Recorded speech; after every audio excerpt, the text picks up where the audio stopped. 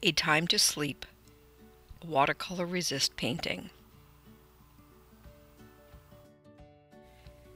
For today's project, you will need oil pastels, or crayons, a pencil, and some watercolor paints, a small thing of salt, and water.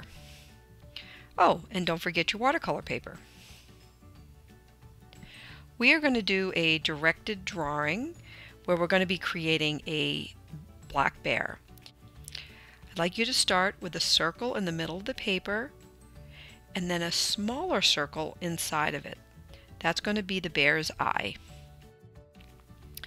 We are going to create a diagonal line that's going to start a couple of inches above the circle and come down a little bit below it. And then another diagonal line starting at the top and going upwards. An oval shape at the top of the diagonal with a small slopey curve coming down from the oval. That's going to be the bear's muzzle. Next, we're going to draw a smaller curved line that's going to match up with our bottom diagonal and a little body shape. We need a small curve for the ear and then a parallel curve line above it. We're going to make a secondary ear towards the top of the head with a oval shape and then another one parallel. So that's the sketch of our bear. Now around our bear, we're going to create some leaves.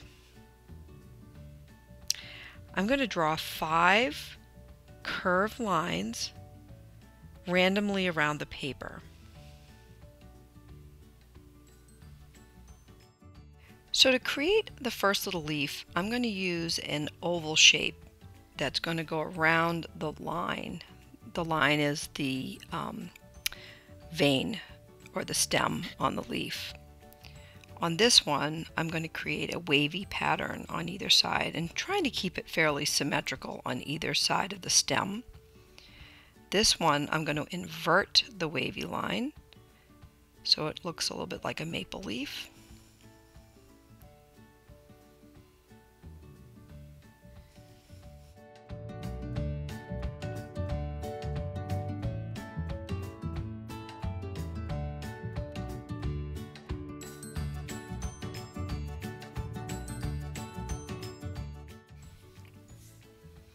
So once my leaves are finished, I'm going to grab a black pastel, and you can do this with a black crayon. I'm going to use the pastel because it will help to create an area to resist the watercolor from spreading. So I'm going to outline the entire bear. I'm going to take all the contour lines, which are the outside lines, and we're going to outline it with the black Sharpie. And make sure you push down nice and hard so you have a nice, thick, dark line. This is a great way to keep your watercolors kind of controlled. I'm going to go around each ear and the eye. And then I'm going to color in the pupil nice and dark.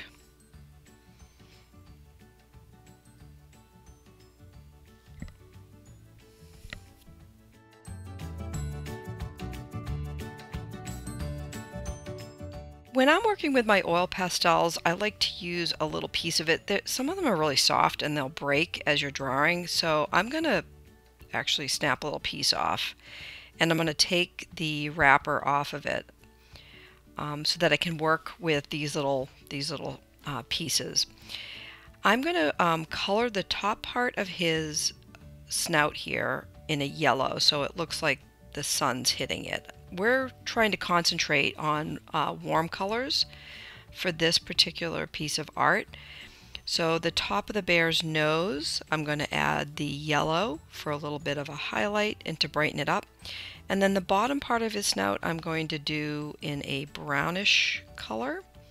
And I'm going to blend these by kind of blending it with my finger a little bit and coloring over it so that we blend these two colors together. And I'm going to do the bottom part of his jaw as well. We're going to be painting over this with watercolors too, so if there's still a little bit of a white area, that's absolutely fine because we're going to fill in all the extra with some watercolor paint. And the next part, we're going to fill in the body and the ears in black. And again, I have my black pastel. I'm going to just use a little piece of it and I'm going to rub it on the side. We're going to be coloring this in later with some black watercolor paint. So I'm just trying to create a little bit of texture so it doesn't look like a flat black. And I'm just going to quickly block in some oil pastel. I'm going to leave the center of the ear not filled in so I can add a little color there.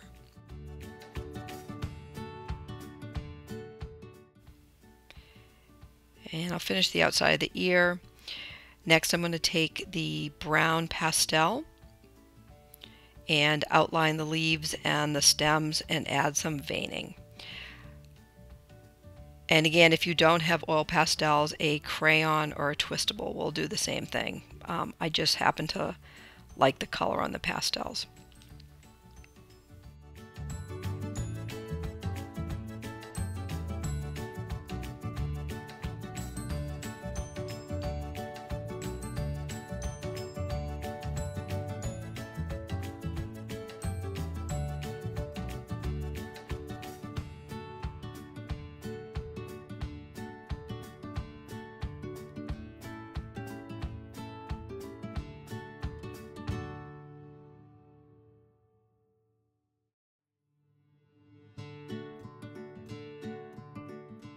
So if you noticed, I add a little color inside the ear.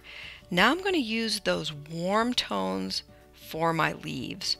So each leaf I'm going to add a little bit of yellow, maybe a little orange, a little red, and you can even use a little warm green, which would be a yellowy green for each of the leaves.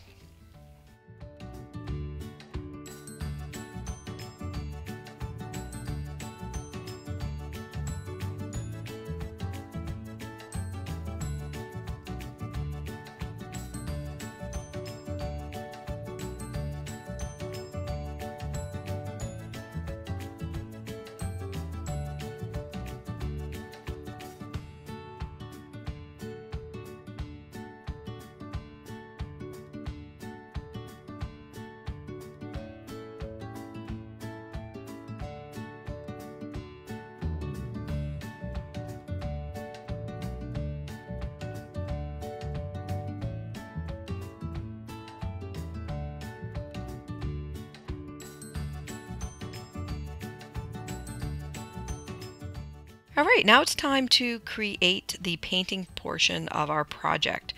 I'm using pan watercolors and a little dish of water and a soft watercolor brush. We're going to add water to our brush.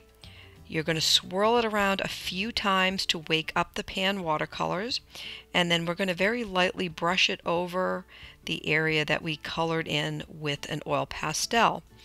The oil pastel is going to work as a resist and it's going to repel the watercolor. The areas that are still white where the paper is showing, because this is watercolor paper, it's going to absorb the paint and we're going to get a nice texture.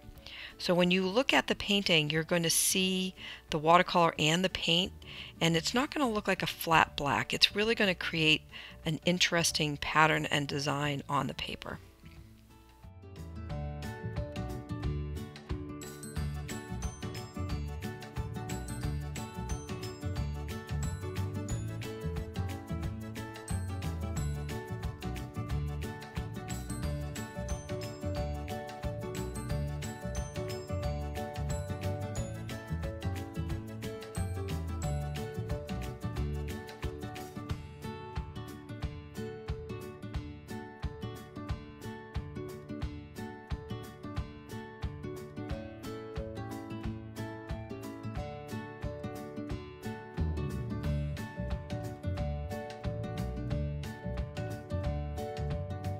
Oh, I got a clean cup of water, and now I'm going to work on my leaves.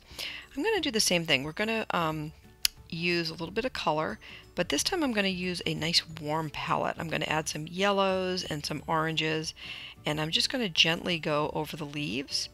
I'm using a little bit of a yellowy green here, just a warm color palette, and it will fill in anywhere that the oil pastel did not cover the paper.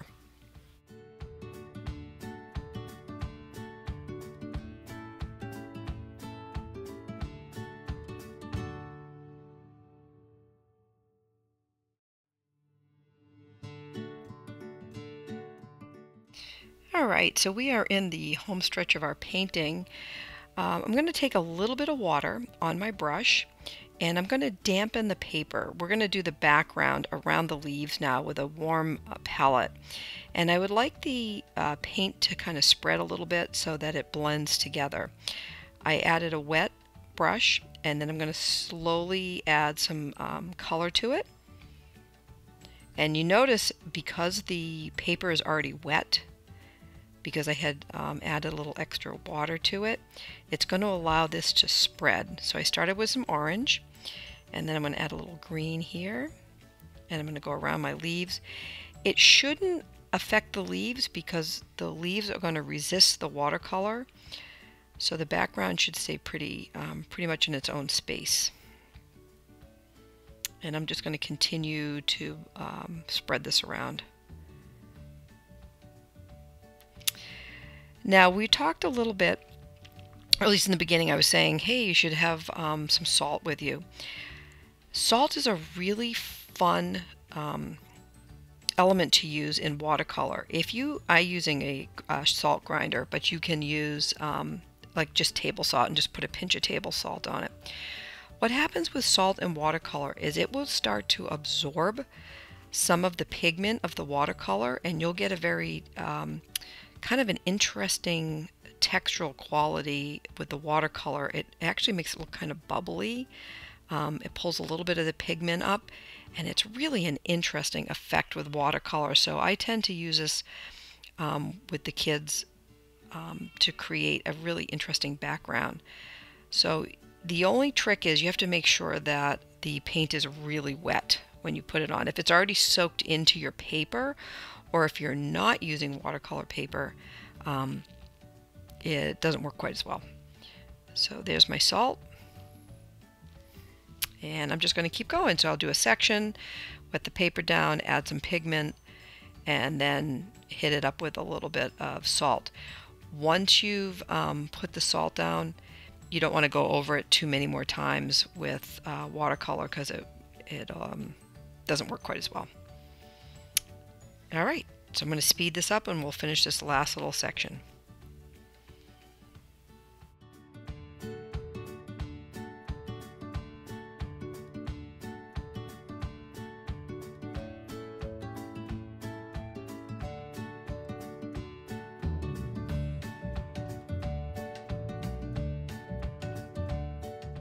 Okay, so this is still kind of wet.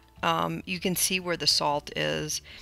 It takes a little bit of time for the salt to absorb the pigment, so I usually will let it sit and be very quiet, and it'll give some time for that salt to do its magic, so to speak.